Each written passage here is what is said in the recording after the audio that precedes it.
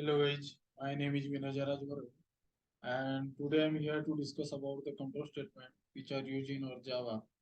So as of now, today's date is 26th of June 2023.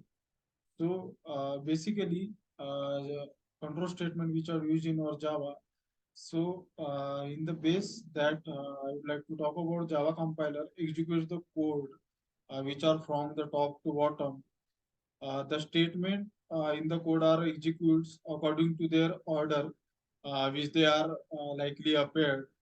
However, Java provides the statement that can be used to control the flow of or a program. So that is basically called as the control statement, which are used in or Java. So in the case, it is one of the fundamental features of Java. So as of now, uh, if I'm talking about the control statement, so there are several topics which are used in our Java control statement.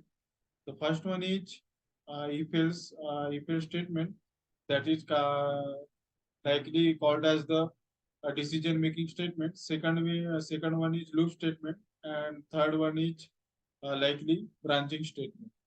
So first of all, decision making statement. There are several types which are used in decision making statement. First one is if statement, if else statement, if else ladder statement, and last one is switch case statement. So in the if statement, if the condition is true, then it could be executed, and they are getting more output, respected output. That is the if statement.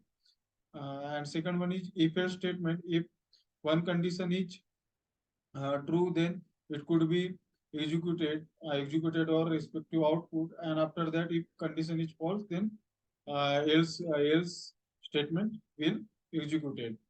And third one is if else ladder, like talking about the if else if ladder. So if let me give some example about that. So if else if statement in the case like talking about uh, grade of student. So there are several grades which are provided by the university or state board, like grade A, grade B, grade C. So if you talking about if else statement, if you getting if percentage is 90% or greater, then it could be grade A, and lesser, then it could be grade B. So in this scenario, you can use if else ladder statement. And after that switch statement, there so basically switch statement, in the switch statement there are multiple conditions are involved. That are cause we are using the switch statement. In the switch statement there are multiple cases involved. So in the switch statement, we are also using the break statement. So that is all about the decision making statement. So basically, decision making, it's all about the two conditions. They are depending upon first one is true and second one is false. So that is basically the decision statement. After that, talking about the loop statement. In the loop statement, there are several cases like for loops, while loop, do while loop. So these are the cases which are used in our loop statement. So for loop means, let me give some example. Like they are first of all starting point. After that, they have condition, and after that, increment and decrement point. And after that, you can simply give your logic or give your condition to execute our code. After that, it have while condition. So in the while condition, there are multiple cases. Like if you don't know about the condition, or you can say that if you don't know about the expected condition which are satisfied or execution of code, so then you can use the while loop. And after that, it has do while loop. So in the do while loop, whatever it has contained, the first output will be printed, and these are the do while loop.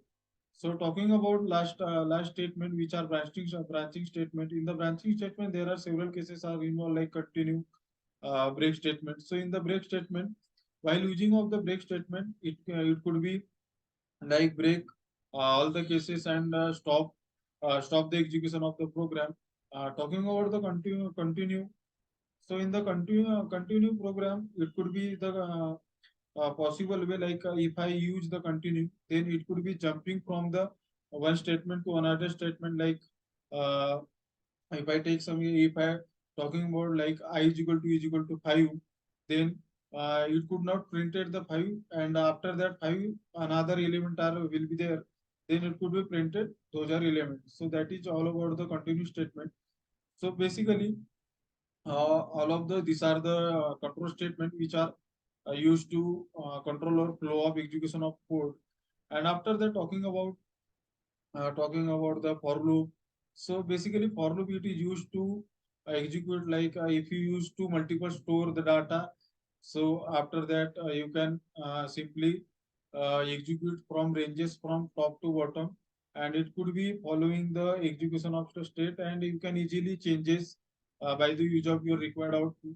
So that is basically your control statement. Hopefully I covered all the topics. Hope you would like, if you want to further correction in that, so simply you can reach out to me. Yeah, thank you.